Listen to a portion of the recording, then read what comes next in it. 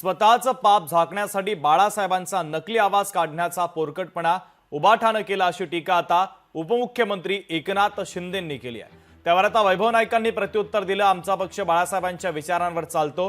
बाळासाहेबांचा वारसा कोण चालू शकतात तर त्यांचे चिरंजीव उद्धव ठाकरे, असं आता वैभव नाईक यांनी म्हटलेलं आहे।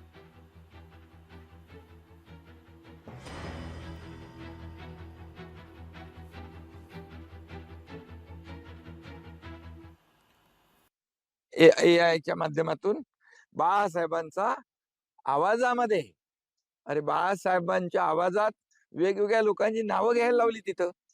एवढं तरी पाप करू नका। स्वतःच्या ताकदीवर बाळासाहेबांनी शिवसेना उभी केली आणि तुम्ही लोक घालवली। राज ठाकरे, नारायण राणे, भुजबळ सगळे लोक घालवले। सगळे लाखो लोक जात आहेत।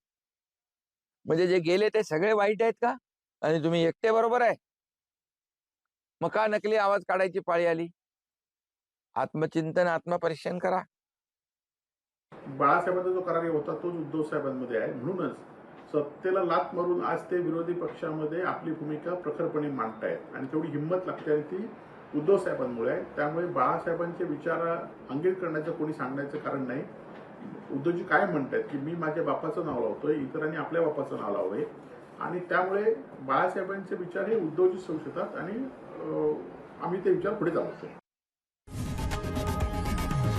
लोकशाही मराठी ऐका, पहा, जागरूक रहा।